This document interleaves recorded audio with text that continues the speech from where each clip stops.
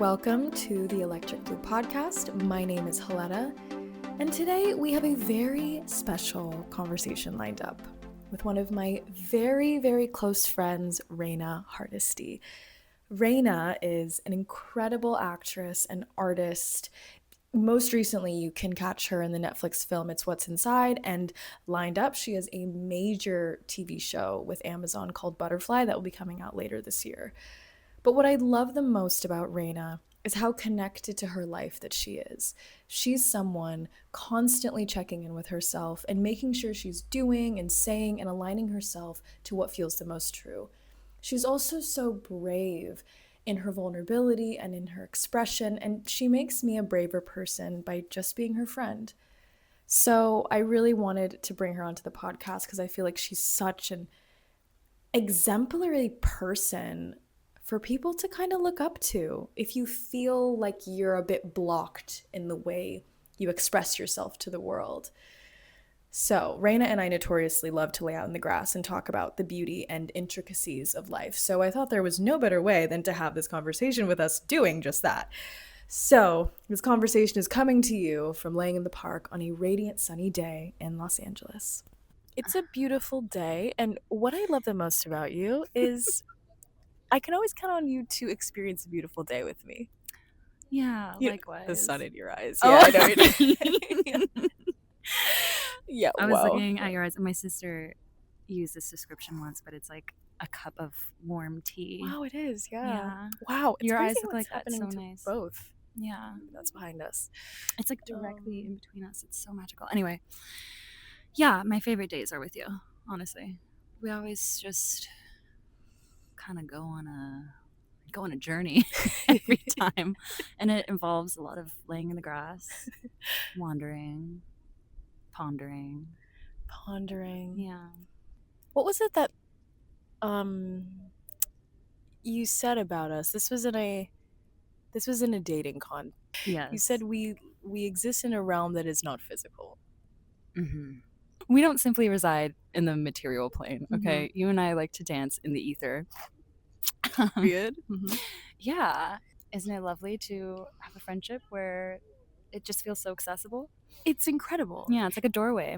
It's my favorite thing about life. You know, I feel like people may have a misconception about LA and like things to do in LA, when the actual best things to do in LA are to sit in the grass and to have the sunlight hit you and to be with your best friend. Literally, Yes. that's the best thing. The amount of times I will tell people, because they're like, what do you like to do in your free time? And I hear a lot of like, I like to like write a screenplay or whatever, because that's the world that I'm in. But the amount of times I'll say I just love to lay on a blanket in the grass, I hear a lot of really, and I'm like, what do you mean really? Look at where we are. Yeah, it's so true, because like it's endless wealth outside. You look at the green of the grass, you look at the way the sun hit, it's just like LA is a place of endless wealth, and I don't mean financially. Like sunlight is wealth. Yeah, I feel like, and this happens to both of us, maybe not so much with you, but I kind of oscillate every time I go out of town, and then I come back, I feel frantic and I feel like I need to leave, and I feel like I start feeling slightly cynical about this place. And we were talking about this of like, is it the place, or was this one of your Substack posts? Is it really the place that we're in, or is it something within us that needs to be exercised? Yeah. Well, I think it's both. I think also just being a dual citizen of Japan and here, really what I think it is walkable cities. Yeah. Like being in a walkable city and like the spontaneity of just, I always use your words here, being on a date with the universe when you're on a walk. It enriches your life so much. And then you have to like seek that out. You have to plan that out when you're here. Like I'm going to have a day where I wander. Whereas in walkable cities, you can kind of just, that can be a part of every single day that you leave your house, at least, which you should be doing at least every single day. But no, you're so right. I think LA doesn't become activated if you don't seek out like moments of wonder. You have to be a treasure hunter in LA. You have to be a treasure hunter. In LA. No, you're so in LA's full of treasures. Full of it. But they're hiding. They're literally hiding though. Oh my God, that's so true. I feel like my most, like the unhappiest years were always the years where I was not seeking it. Mm-hmm. When I was not on that like journey. Mm-hmm. Well, and this kind of like taps into like not being only engaged in the material plane. Like you really have to like have an antenna for it, and I think you develop it out here. You do. Yeah. How long have you been out here now? 2011. Wow. Oh my God, that's longer than me. Well, you grew up in SoCal. I grew up in Orange County, but you know, LA definitely is very different from Orange County. I came out here in 2015. Oh, 2015. So, well, that's interesting. Well, 10 years. To be honest though, that was kind of more technically the year that I actually really started living in LA, because I was in Malibu going to school. Yeah. 2014 I moved to LA proper, I guess, but 2015 like all my friends graduated and I joined them and started living LA life. Time, man. Time is crazy. And that's 10 years ago. It's crazy. That's 10 years ago. 10 years ago. It's 10 years ago. Yeah. That's crazy. But no, that's so true. Like LA, if you don't fall for the mirage and fall for the things that people tell you to go for, it is like endless beauty here. And like people are so caring, and I don't know, it's like you have to seek these things out. Like the city will not just give it to you. I think that's for all cities. Like I think about New York and I'm like, maybe New York's a little bit different, but I do think LA will reward you if you take a chance to experience something alone to meet other people. I don't feel like it rewards you when you are in the safety net of your people you know and you go places. Isn't that just life though? Yeah, no, you're right. We were kind of talking about this earlier. Yeah, you're right. Just like the bravery of being uncomfortable. You know? Yeah. I've been celebrating discomfort lately. Oh, I love that. Celebrating discomfort. Oh, God, I need to celebrate it. Well, you just have to like think of all the times that you felt so deeply uncomfortable, and then like when you come out the other end, you have evolved more. You have like learned to trust yourself more. I feel like that was like the whole past year of my life. I was so deeply uncomfortable. Yeah. And you know, when I used to have panic attacks, and it was like the worst thing ever. But yeah, then getting through it, it's like, oh shit, like actually that made me evolve and ascend as a human being. So kind of to have like the moments of like, okay, I'm changing, and that's a really good thing. And there's a difference between discomfort and like despair, you know? Despair is not the word that I'm looking for. I don't know, despair is a good word though. There's discomfort that you can feel when you know that you're pushing yourself in a good way, and then there's intuition telling you this isn't for me. Yeah, or like strain. Pain. Yeah. Because pain and discomfort are different. Oh yeah. I think discomfort really makes itself seem like pain, but it's not. No. And it's like I was talking about earlier, the survival instinct trying to tell you like I'm in danger, like I have to turn around, that you have to learn how to push through. But then like when you're just simply in pain, like your survival instinct is saying like stop, you know, red alert. It's different. I really do like getting older because I'm getting to know my isms better, you know. It feels weird being 29. Like you're in an interesting I'm in spot. A very interesting age, and I was talking to one of my friends recently about how I just feel so fucking weird lately. Whoa. Sorry, I just saw on my sunglasses, don't look at me, I might fall in love. It's so cute. Love that. It's so cute. I was telling a friend how I feel so kind of foggy and unsure and really emotional a lot lately, and she's like, girl, you're in your Saturn return. Like, yeah, I was literally like was it you who said that? I don't know, maybe. Speaking of the year being uncomfortable, can we talk about Butterfly?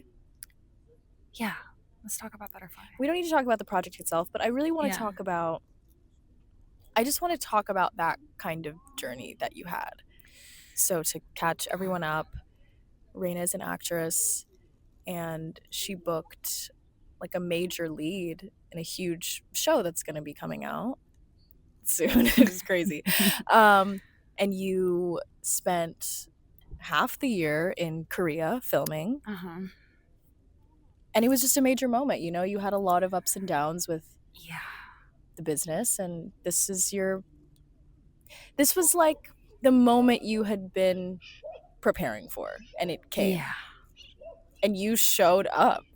Like, you showed up for it. Yeah.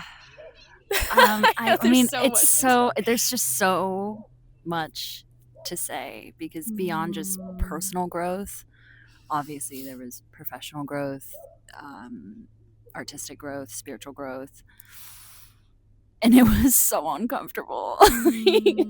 I was the skinniest I've ever been in my life when I got out there, because I was so anxious. I had a massive panic attack. Well, okay, so I also had panic disorder for, God, I guess about a year. The worst was when I was having maybe 4 panic attacks a day, which was a nightmare. Were you ever around me when I had one of them? I don't think I ever saw you have one, but I remember you going through it. Yeah, that was really, that was a lot. And that was after a different traumatic experience where a work thing didn't work out. But I think I thought that I had gotten over it, but then I booked Butterfly, and then the actor's strike happened. And I think I just had this anxiety waiting for like the other shoe to drop of like, okay, like this isn't going to work out. You know, my protective mechanism in my brain was like, you know, just preparing me for the worst at every moment. And I didn't realize that. And yeah, I got so anxious, and I was vaping all the time. I was so tiny. I had like no appetite because I was so anxious. Had the worst panic attack of my life like a week before going to Korea, because I actually had to go to Sundance as well. I remember like sitting in my car sobbing, talking to my therapist on the phone. Like, that's how bad it was. I called her on the phone. I never ever do that.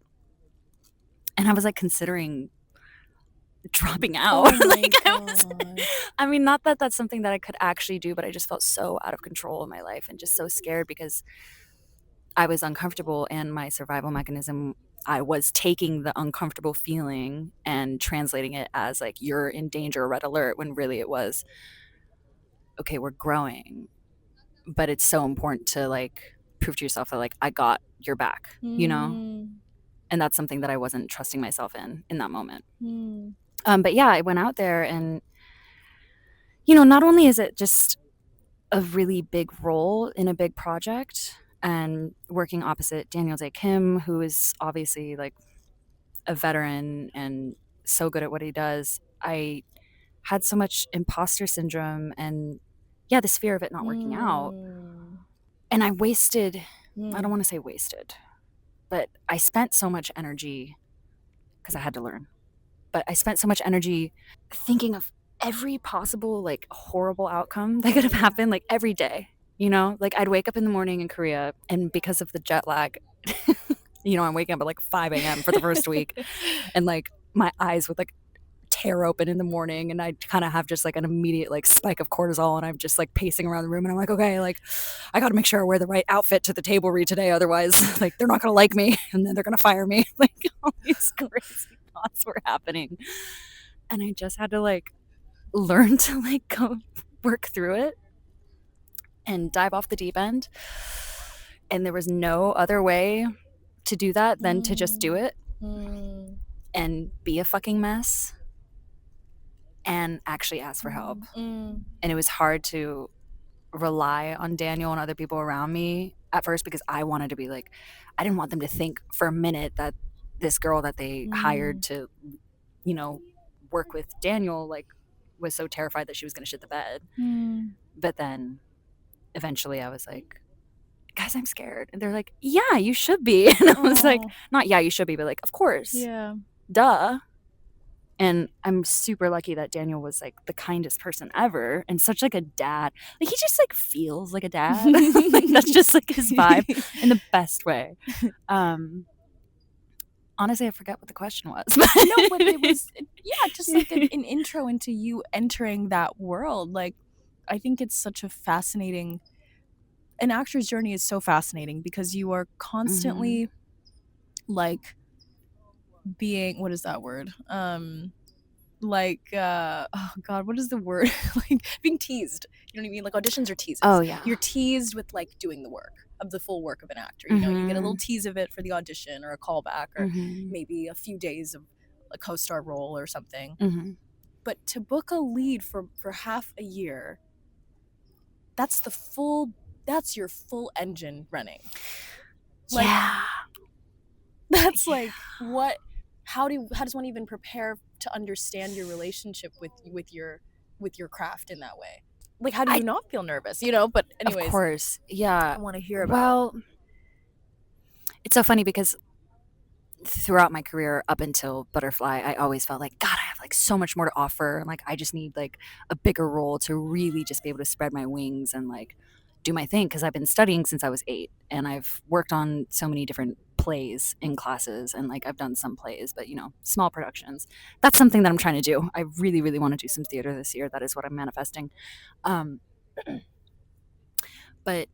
you know, I was like, give me more of an opportunity, give me more of an opportunity. And then the universe was like, okay, like, here it is. I was like, ah. And so I have an incredible therapist, and the way that she describes it is, you know, we have our internal family system, which she didn't come up with this theory, but an internal family system where like these voices inside are telling you, like, there's one that's telling you the worst case scenario of everything. And I don't know, like the actual name, I'm going to name it the security guard, maybe protector, whose job it is to like brief you on like the worst possible thing that could happen, but it's out of like love and protection, right? And you have to be able to like differentiate that voice when it's like taking over and be like, thank you very much. I see that you're just trying to like have my back right now, but actually like, no, thank you, I don't need that. And then you kind of just like put them in the back seat and they're like kind of grumpy and they're like, but what about this? What about this? And you're like, I know, babe, like it's okay, you know? And it's just like a constant battle of just like trying to keep that perspective while like the stakes are so fucking high. Like that's the thing, like the stakes felt so high. And I didn't relax until we were about 2 weeks into filming. Because, you know, you hear these horror stories all the time of like somebody gets fired on set or things go wrong. And like I've been through difficult things in this industry where it's like I booked a lead in a different show years ago and then it never happened because of COVID. Like I've had a lot of moments where it's like, okay, this is it. And then it didn't work out. So I think maybe I was particularly sensitive to that feeling. But once I was able to get the red alert protector security guard to shut up a little bit, because it wasn't even just one voice. It was like, there were like 10 of them going off at all times. I was able to just, lean back on my craft. And I have a wonderful coach that I work with now that she was holding my hand through the script analysis. And I had to put in the work, even if it felt like terrifying. Really, like at the end of the day, if you work your ass off and you don't self-sabotage and you're like, actually, like I did the work, even in the moment when you're terrified, you do have that to lean back on. Oh, wow. Even if you don't feel like the work that you did is accessible in the moment, you at least know like logically, but I did do it, you know? It's the self-sabotage that we have to be really careful for, which I've definitely done, getting ready for auditions and stuff. Like auditions that I'll really love. Like even today, right before I came to see you, I was rehearsing with a scene partner in my class, and I'm working on this play called When We Were Young and Unafraid by, I believe the playwright's name is Sarah Treem. And it's a scary role. And like we read it once and I was like, I don't know, I feel like it's a lot. Like I was like coming up with excuses of like, it just kind of feels like you're just asking me questions, you're interviewing me, blah, blah, blah. And then we talked about it and then we read it 2 more times. And then I was like, oh, no. Like I actually can connect with this role. It's just, I have to put in the work. And like my initial reaction was, I can't do this, I don't want to do this, when in reality, like, no, I actually do really want to do this, but there was something within it that was scary and challenging and uncomfortable. Wow. So it's about pushing through the discomfort. Anyway, so I feel like I keep going on tangents. No, that wasn't a tangent. I think it brings up a really like very pressing point of like, with the thing you want the most, you will face like the most internal terror. Like at the same moment of it coming, you will also face the deepest amounts of fear, where it's like, oh, this is so silly, like I thought I wanted this thing, why am I making it so hard for myself? There are no other factors, it's me.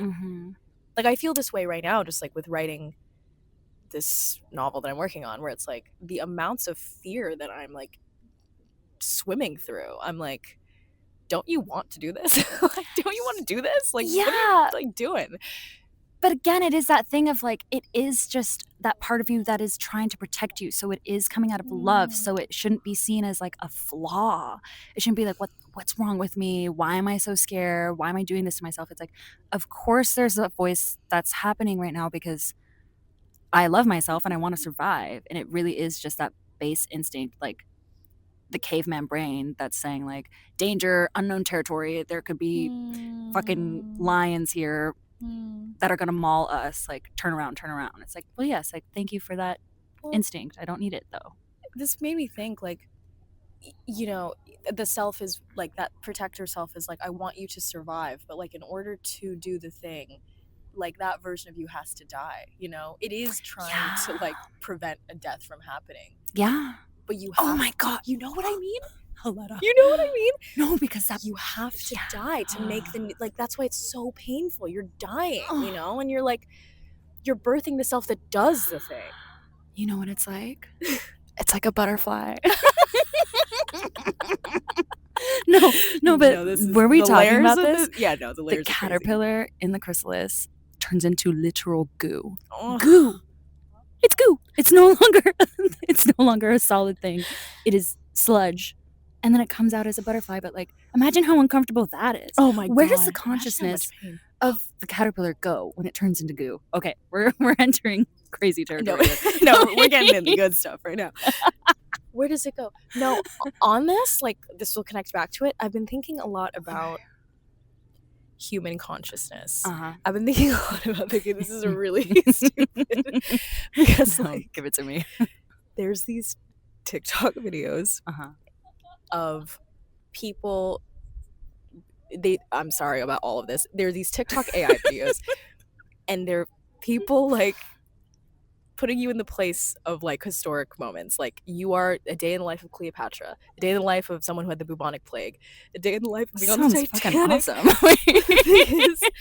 You're seeing it as if you're experiencing it. So you see like their hands, and you see them walking, and you see them, you know, it's like, it's you. It's like that. But it's making me think like, oh, you know, when I look at someone, like I think about how I'm experiencing my own life.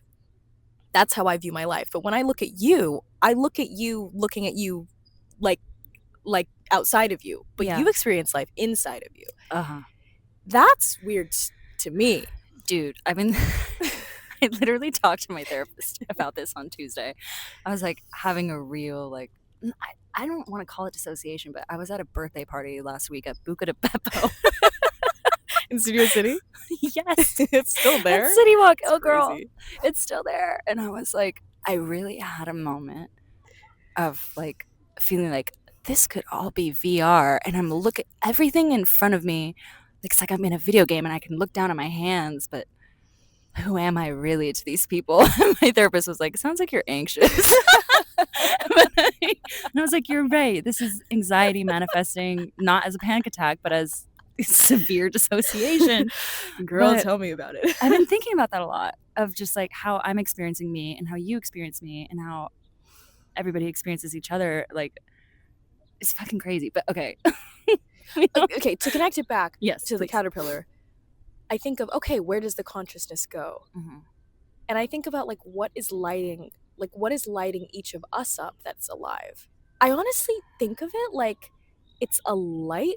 I don't even know, like I'm getting kind of into poetic territory here, but like, Please. it's like a light inside of all of us that is like blinking awake, but we're all a part of the same life. Like, what's in you is also in me, but like, my eye opens from my perspective, your eye opens from your perspective. Yes. But it's like, whatever that thing is, it's just everywhere. It's in the air, it's inside of us. It just happens to be in us. But I don't know, it's making me really think of like, I really would like to not think of people as so different than me. Because when I think of me in their life, in their VR perspective, I'm like, oh, I'm thinking of them. I'm not thinking of them. I'm thinking of them outside of them, and they don't know what outside of them looks like. No. Yeah. Are you thinking about like, you mean like collective consciousness and how we're all bit, like, yeah. Everything is energy and like we're just conduits? Well, what is aliveness? What is aliveness? Yeah. Dude. Like, what is alive? Like, what is it that I know. Yeah. We live in the question of what is it, you know? We're not supposed to answer. Question of what is it? That's experience it. And that's not me. That's Rilke. I always feel like I say his name wrong. Rainer Marie Rilke. Rainer Marie Rilke. Yeah. Yeah, Rilke? I don't know. Letters to a Young Poet. Wow, but living in the questions. Yeah. Anytime my human brain wants to like make sense of everything, like it's like, right, that's actually like not my business. I love that. Yeah, I was talking about aliens with somebody recently, and he was so like, I love like aliens. Like, don't you just want to like know everything? And can't you just read everything? And I was like, I don't know, I guess just like know that they're real and like be in awe of it, but also like it's not my responsibility to know the answers. Like it's not really my business. Maybe that's just a real like a man thing though. So like needing to understand and make sense and conquer the thing. Yeah, I get. Yeah, because I went on a date with someone years ago, and a similar kind of situation happened where I was like, I actually am just here to experience life and enjoy it. Like, I'm here to experience Earth and enjoy it. Yeah. I don't really have the desire to. I certainly have a lot of questions. Like, I am curious, but I think if I was supposed to be an alien, like I would be on the alien planet. Like, I think we're here on this planet for a reason. We have a lot to pay attention to. Like, there's so much to pay attention to here. Like, we really, like, what are you running away from? If you want to be just like talking and thinking about the aliens, it's like, I mean, don't get me wrong, I love it and I'm fascinated, and like when I look up at the sky sometimes I'm like, damn, like you guys are really out there, and like I can feel you, like maybe you're right next to me and I can't even see. I recently read Slaughterhouse-Five by Kurt Vonnegut, and Tralfagadorians, I don't know, I'm probably saying that wrong, but there's a different planet in this novel, and they speak about the fact that humans can only experience 4 dimensions, but the people or beings from the other planet can experience life in 6 dimensions. So that, for example, we as humans think that having a baby only involves a man and a woman. You know, traditionally a sperm and an egg, and that creates a baby, so it's only like 2 things, but the beings from the other planet know that it actually takes 4 things, and it's like the spirit of another dead baby, and then the spirit of I forget what it was, maybe like, let's just say like a deceased grandparent for now, because I'm not sure exactly what it was, but they're all literally there in that moment, like physically there, the spirits, but like we humans can't see it because we can only see in 4 dimensions. And I'm like, yeah, I feel that. But that's not my business. You know? I do love that though. I do love thinking of like the other dimensions even being among us. It makes me actually feel really relaxed, because I'm like, yeah, there are other things in the structure of the way we are living that we cannot see, and it relaxes me to know they exist, that there is something outside of human touch. Yeah, because I'm like, there is some other mechanism that is creating all of this. Yeah, and suspending it for us, and I love thinking about, like, I'm looking at this patch of grass, but there is some like invisible geometry that is happening. There's some geometry. There is this like invisible structure all around us that we don't see, and like it makes me kind of excited to be like, oh, after this next life, I wonder if I'll get to see like that side. Absolutely. Yeah. And that's something to, well, I don't want to say look forward to, because I'm really digging this really human this human experience is incredible, delicious, but it is not something to be afraid of, but something to be curious about, for sure. Yeah. Wow. Yeah, I mean, maybe it's all. Yeah, we'll just get a different view of the light, I feel. I want to see the other dimensions, but it's not my turn yet, you know? Yeah, I mean, I like writing about them, to be honest. I mean, I feel like we get sneak peeks. You know what? Yeah, good art will take you there where you can feel it, you can hear it, you can. Yeah. That's all like good art does, is like it transcends you to this place where like you're hypersensitive and like you feel the thing, you feel the zap. It's like all things are connected. Yeah. And I think life is just about like seeking out those experiences that just like, oh my God, tune you into that place, you know? I feel that so hard. Oh my God, I like feel that. Her hand is on her chest so and the sun is beaming on her skin and she's glowing and she's taking that in. Just to paint this picture for you. Like, thank you. Yeah. That is it. That's all I want. Like, I want to just experience like life coursing through us. Yeah, that's all there has to be, really. You know? So I want to, I guess, in a way, kind of go back to acting, but in more of like a zoomed out way, or just looking at like the craft of it. But you said something really funny the other day. What was it? You said actors aren't supposed to be cool. Yeah. Right? Like, and when I say cool, not like a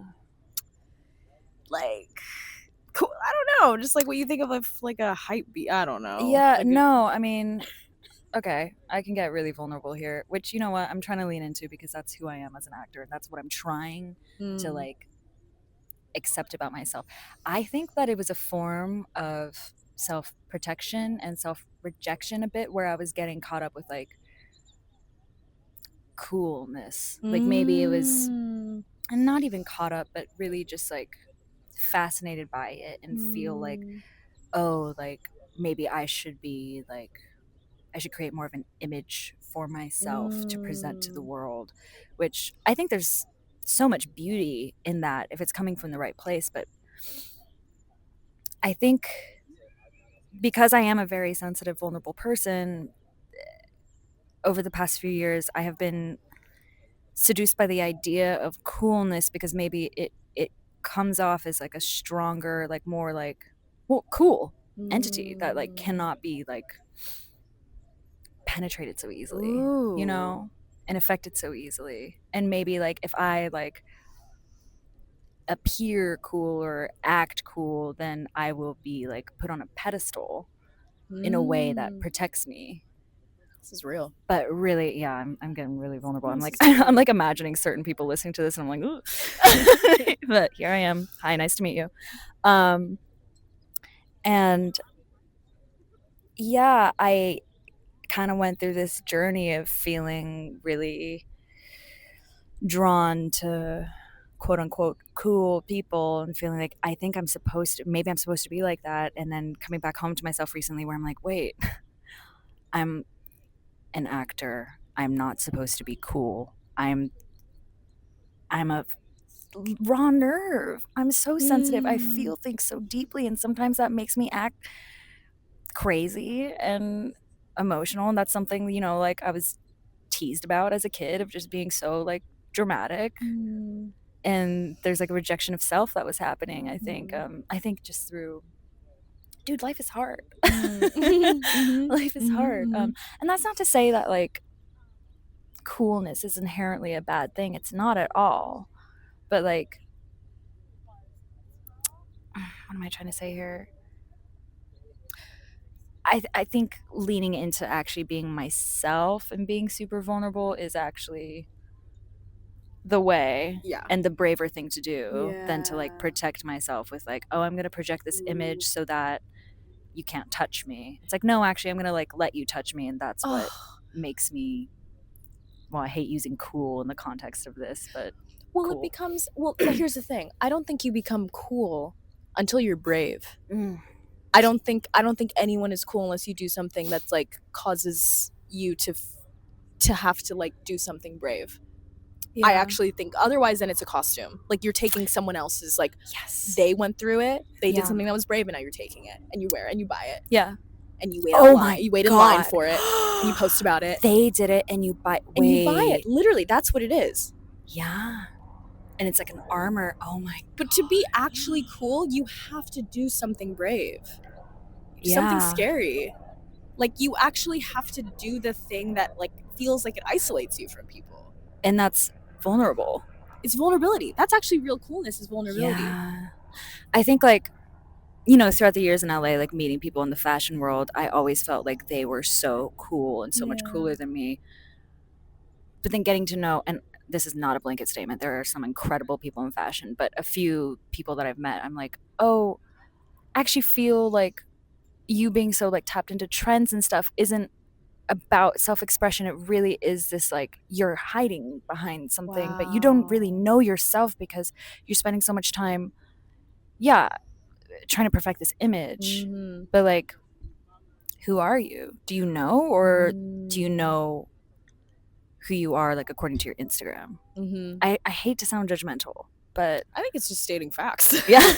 It's just actually looking at, like, observing. Yeah. Yeah, because it's, well, I think it is. Like, people feel other people do brave things, and you take the things that they did and you align yourself with it to make yourself feel like you can express. And that's fine, you know? Yeah, and expansive even. Like, there are a lot of these quote unquote cool people that I've encountered that, like, I actually feel so inspired and expanded by them in so many ways, but not because of what they wore, but because of the risks that they took and, like, the things that they would seek out, you know?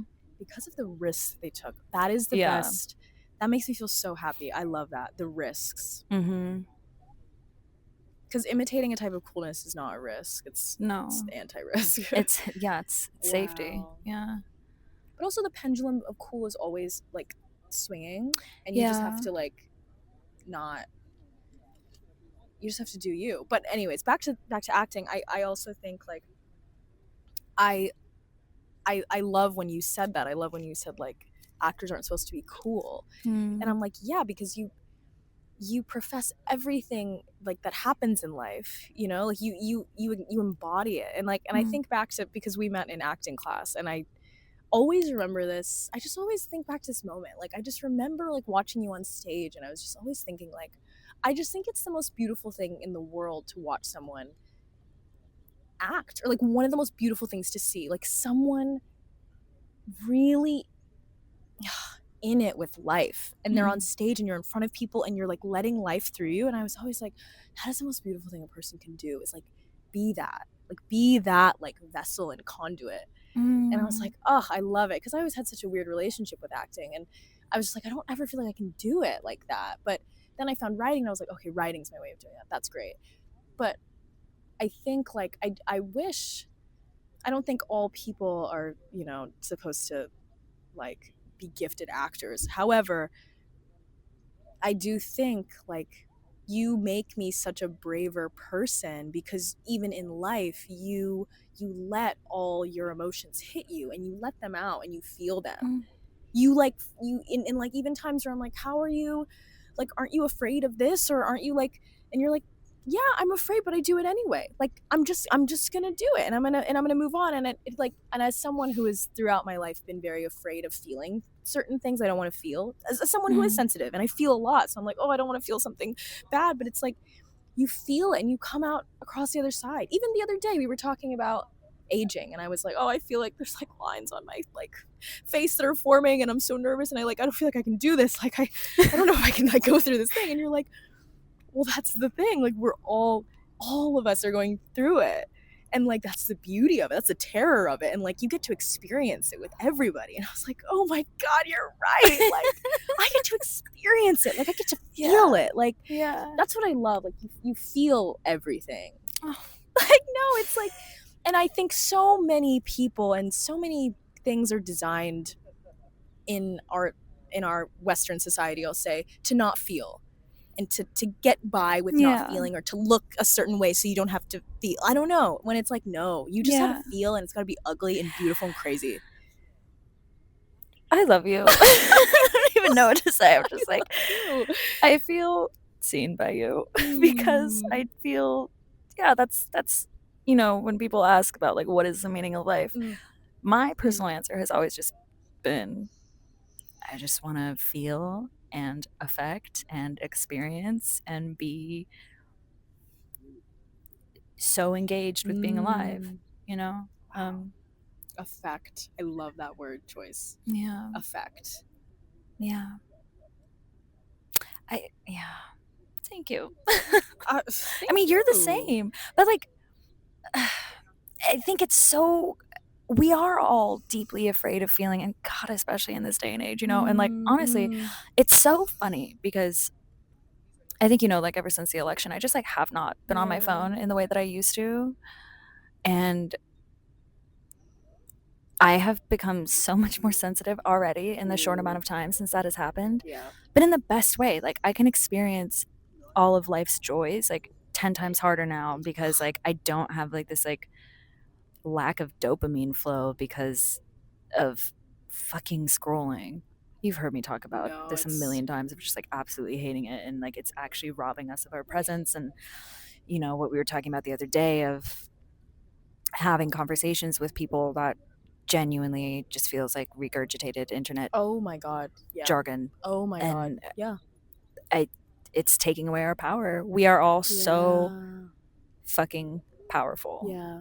And we all have the capacity to be sensitive. I mean, that's what we are. We're feeling creatures, but yeah, so many things are designed to like take us away from like tapping into that thing and kind of like pulling away from our power. I picture like an actual like aura field that is like getting dimmed in people, especially when you're like in the body language of like crouching over and like slumping your shoulders and having like the glazed look behind your eye when you're scrolling all the time. And like, and I say this as somebody who I think, because I am hypersensitive, like who used to scroll way more, and I still, the other night I slipped up and I was on Reddit for like fucking 2 hours. But like, I feel the life source like draining out of me by the second, and it's so crazy. So yeah, I mean, I just think it's so important to like protect the feeling rather than protect yourself from feeling things. Like protect the thing that feels. Yes. Yeah, you know? Yes, exactly. As an artist. Protect. Well, I think all humans are artists. All humans are artists. Yeah. We all create. We all have it. That's the point of being a human, for create. I mean, literally. Yeah. But like, if we want to get technical. But yeah, I feel like we as humans all feel the best when we are in a state of creation. And absolutely. Whether it's a piece of art, whether it's food, whether it's even today, like I cooked something for myself. I haven't been cooking like lately because I felt like kind of sick, and I was like, oh, like I'm like lazy and I just don't have the energy. But I'm like, no, I feel like when I cook, I get lucky. It's like a weird feeling. Like my life, I'm more connected to my life. I nourish myself. I'm touching fruits and vegetables. Like I feel lucky. Like I feel really lucky to be living when I like cook for myself. So I'm like, I gotta do it. Even though I'm so tired, I have to do it. And now I suddenly feel like really good. But it's creating. Like, I think that's really it. Like we're all these like, I don't want to say we're all, but it's like as a scroller, you are a constant audience member. You're a constant audience member.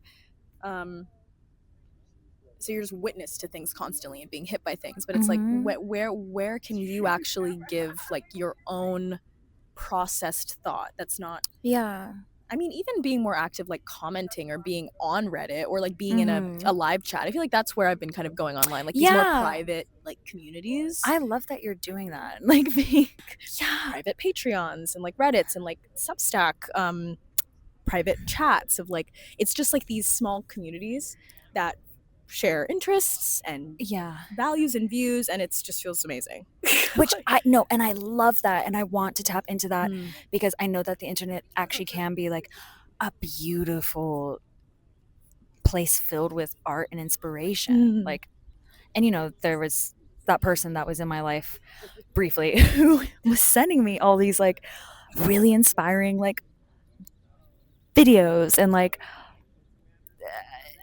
just art pieces that they were finding like just purely online from like surfing and like kind of going into these like beautiful corners of communities of like brilliant people online. And like I think that's so fucking cool, but I feel like that is something that I am not skilled at, is like getting through all the fluff and the shit. Like I was actually visualizing, you know, like if there's like you have to like dash through like a mile where like you're being pelted with fucking like stupid memes and like this distraction, that distraction, and like you're getting tripped like to get to the thing that is the beautiful community of artists a mile away. Like that's what it feels like for me, that like I'm so sensitive that like I'll see one thing and then suddenly like the rest of my day is shot. You're tripping and falling and trying to get to these communities. Yeah, and it really is like this mile dash where like somebody who knows exactly where they're going, like you, in terms of these online spaces that are actually inspiring. I mean, girl, I'm going through a lot. Like the things I'm going through, I am taking in a lot of. But that's the thing, though. I am someone who is genuinely really curious about culture at large, and even taking in like the things that are kind of stupid. Like I want to know. Yeah, I want to know it all, actually. Yeah. And then it doesn't feel so good, but I like it. I like knowing the larger context of everything. It's weird. Like I just can't. I can't not know what's happening. Like I used to be so obsessed with pop culture growing up. And then I thought I grew out of it. But I've come to realize, like, I have not grown out of it. You have always been this girl. I'm like, what do you mean? Since I've known you. I still know about, like, all these things. I just need to know. I don't know. I think it just helps me understand the greater metrics of the world. I don't know. It's interesting. But from looking at everything, and then I can kind of, like, I guess surf and find like, oh, this person's actually saying something interesting though. Yeah. And then follow that. Absolutely. Or this person's saying something that challenges me. Or like, this is something, someone's presenting this in a way that I haven't experienced before and I don't necessarily like it. But then they keep coming up and I'm like, wait, I actually kind of want to know a little bit more. And then now I'm obsessed with this person. It's really crazy. I just need to follow who you follow then. That's what I need to do. Like, because, I mean, your algorithm clearly. Then we're going to go look through it and you're like, it's like. But I think about that, like, you know, our algorithms, like every single time we click on something, the algorithm is taking it in and they're like, okay, you like that? I'm going to keep giving you more of that.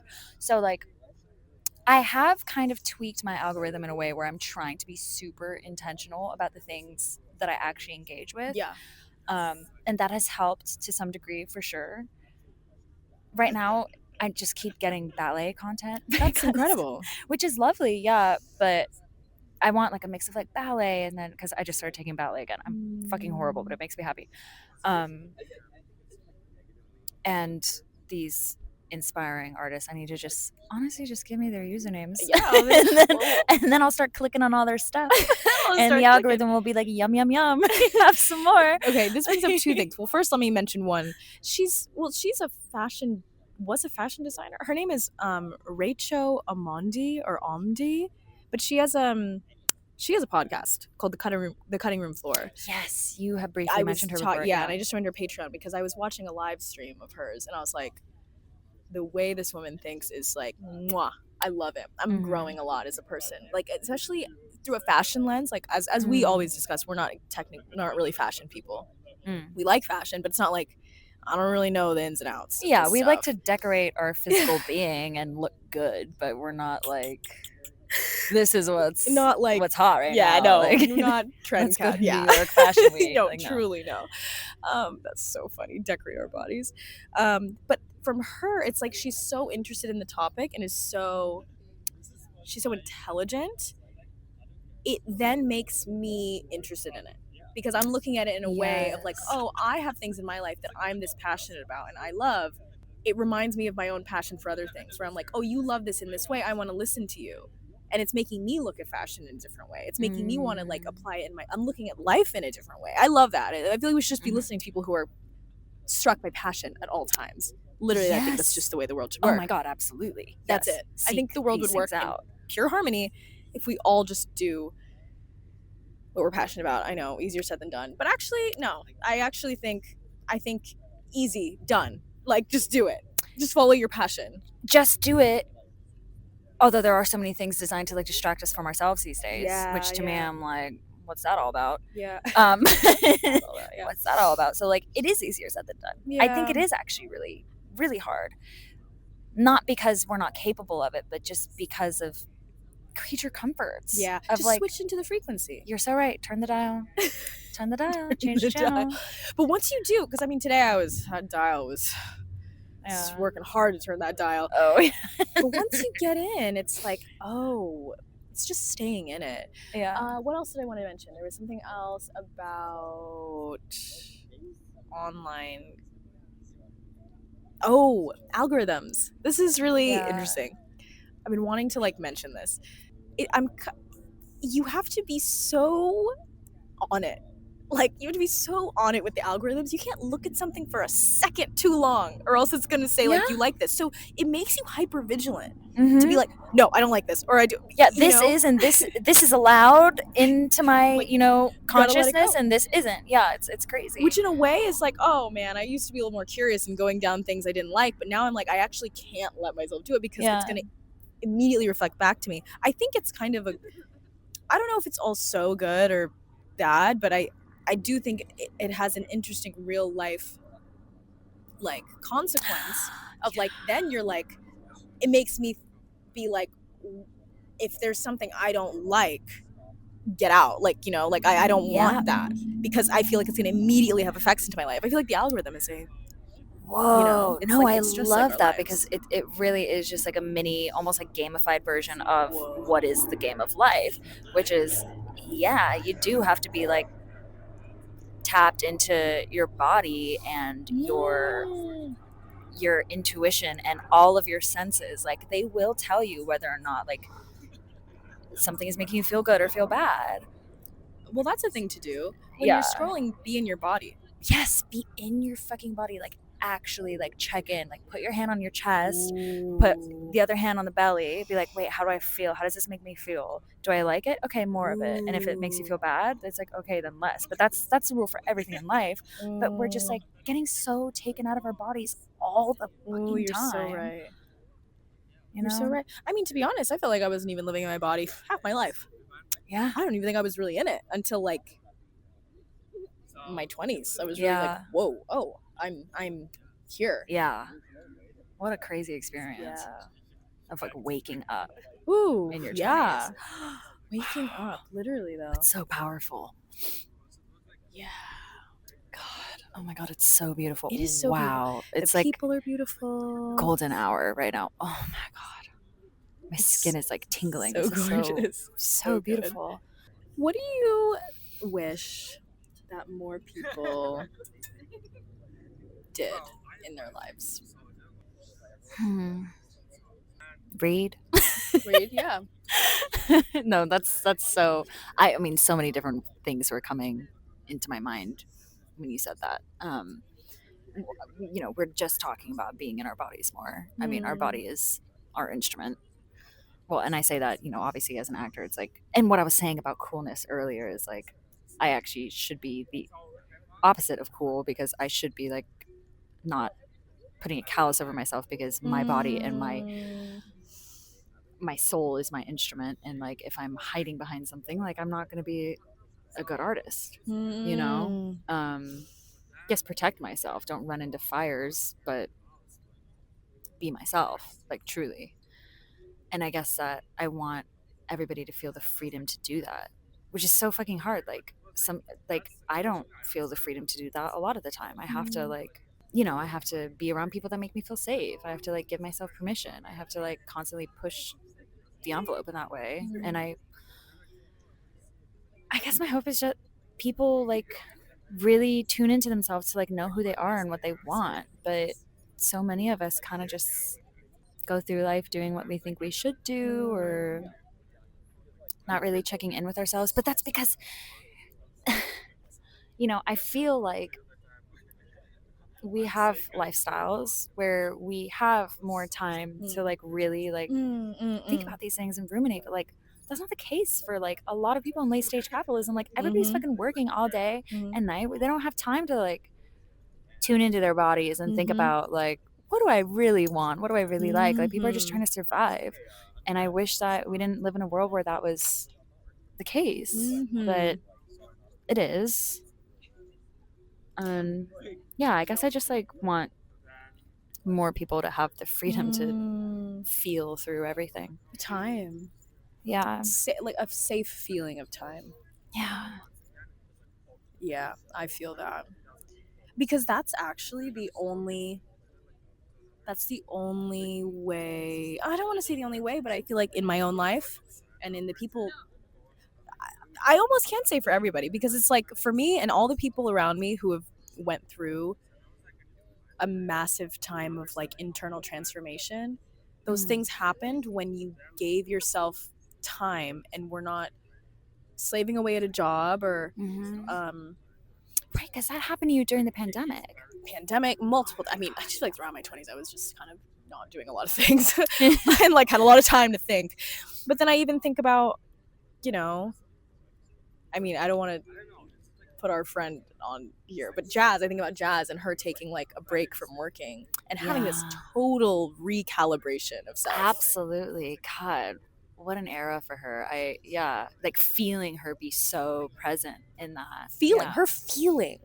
Yes. Like she became a feeling person. Yeah.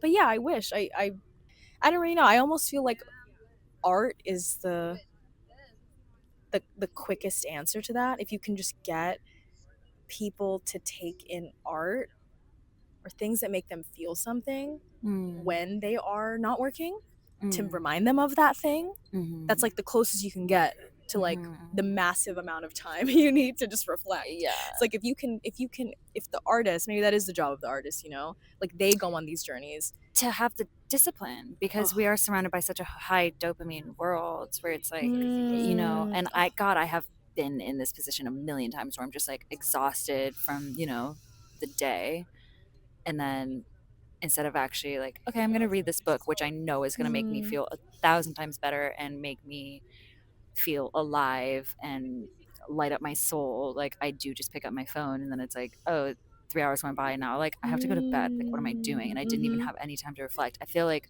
most of us are trapped in that, and you have to have like this discipline, because as an artist you're born with this beautiful thing inside of you that you have to protect with all of your might, and it's with every little choice that you make. And that's why I was thinking about like when you're choosing the things that you look at online, like it really is the tiniest little movement of your finger that you are responsible for, that you have to be so aware of, you know. Wow. And you have to protect that thing that you were born with everything. I forget what your question was or what you were saying. No, I think you got it. Like, yeah. I think it's yeah, you have to protect it because no one's gonna do that for you. No. And I don't know if this is indulgent to say, but I think because being an artist can be so hard and so like isolating, because it's just like the world is not really designed to like make an artist ascend very quickly. Yeah. Or I don't want to say that. It's just like you just have to go through a lot for things to finally work. Yeah. It does make me feel better to think like, oh, I'm not really doing this in vain. Like at the end of like the book that I'm creating or anything else that I create, like this is like an offering to people who it's maybe not in their life path to go through this journey, or they don't have the time to go through this journey, but they can go and look into this journey and maybe they can feel that. Like maybe they can feel it an entrance to themselves. Yes, it's a portal to that journey to themselves, if that is the journey that is meant for them. Yeah. We as artists, we are servants to people, and that is like the biggest thing that I think helps me as an actor. Like I'm not really doing this for me. Like I fucking love it. Yeah. I feel like I've been cursing so much. Sorry. Let it out. I love it so much and it feels so good. But like at the end of the day, the reason why I fell in love with this was because when I was a young girl in pain and I saw a movie that conveyed the feeling that I was going through, I was like, oh my God, like I'm comforted because there isn't something wrong with me. Like that character is going through that too, and therefore like I'm not alone. Like I am her and she is me and we are together, you know.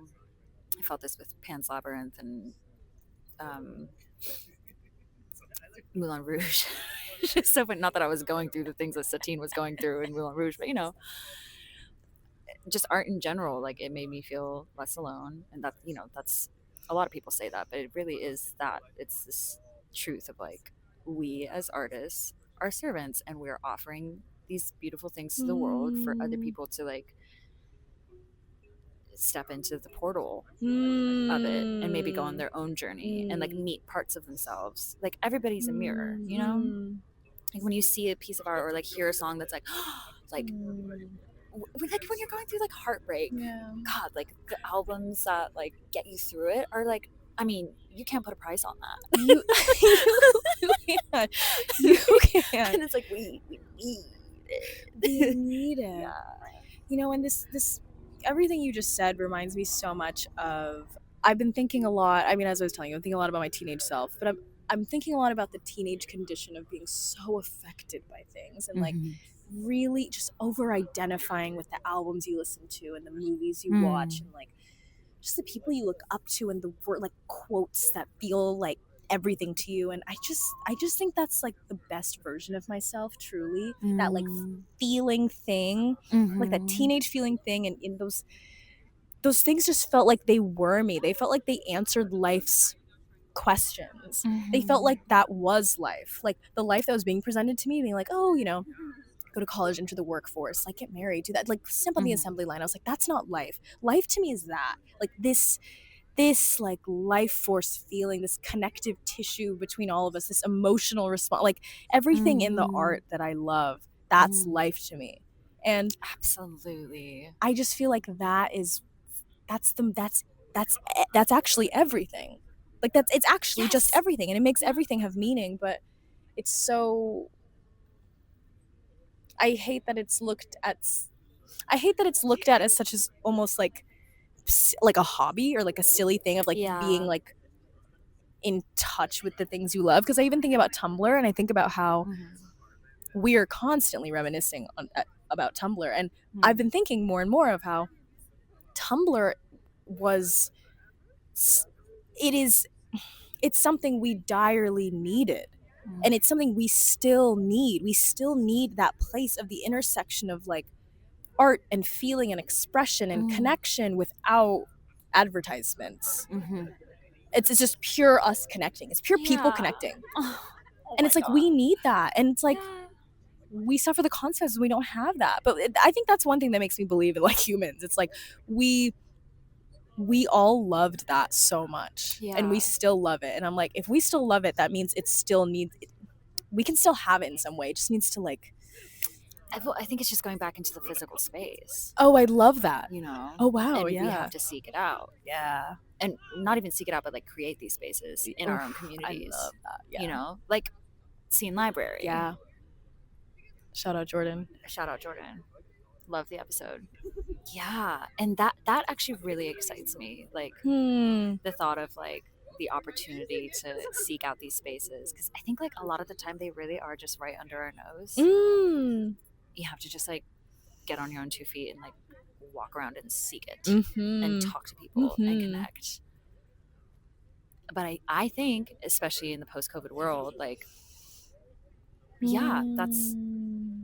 that's what the world is going to. And I'm getting distracted now because I'm taking the fact that like we're actually kind of in a space like that right now. Like granted, we're not connecting with all these strangers surrounding us, but look at all these people who have this thing in common of we like to sit in the sun and read a book and just like soak in being alive. Like people aren't on their phones right now. Look at this. All these people have this in common. Wow. You just have to go and like do the things that you want to do. And you'll find the people that you could connect with. I'm sure if we talk to these people, we would like them. This is the private Patreon and Substack chat. You know what I mean? Oh my God, yes. Just go do the things you like to do. Like, you'll find your people.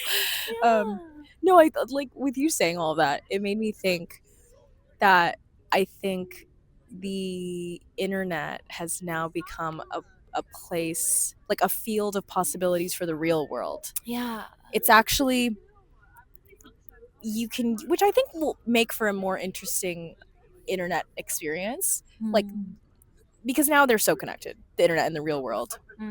It's just like the imprint of a TikTok trend is immediate now, you know? So crazy. But if you look at it like, oh, the internet can lead you into something that you can then further explore in real life, that's so exciting. That makes me so excited. It's so cool. Because it makes me want to dive into the internet, but also leave so I can really immerse. Absolutely. And like maybe you wouldn't have been exposed to that thing if it weren't for the internet. Wow, well, right? Not even maybe, well, like yeah. absolutely. No, for real though. Yeah, because that's the one thing about real life. It's hard to search.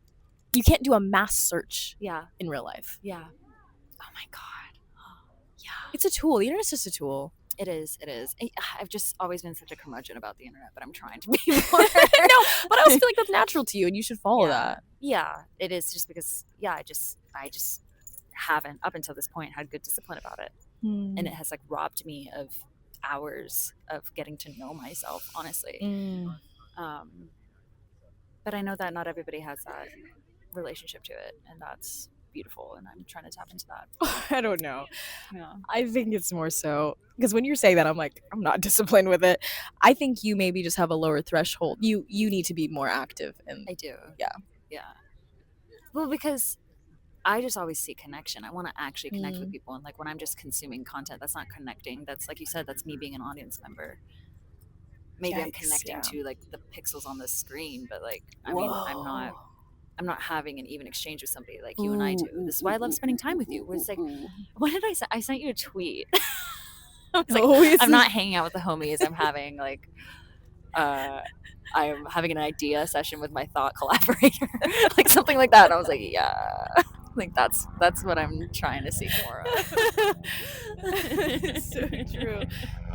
Thank you, Reina, for the beautiful sunset chat. Oh my God, thank you. I love you so much. I'm so glad we did this. I hope you enjoyed our conversation. I thoroughly did. Loved listening to it back also. But if you want to hear more from Reina and unlock another segment of our conversation, go on to the Electric Blue Substack, which is heletta.substack.com. You can find it in the podcast description bio, where we talk about what she had to do to be the best actress on set while filming her show Butterfly, and what it has to do with embracing humiliation, and how ballet has helped with that as well. It's really interesting, and it's something I think I'm going to be referencing for a really long time. There's a lot of really good nuggets in there. But anyways, thank you so much for listening, and I can't wait to have you guys listen to what's next. It's going to be a fun ride.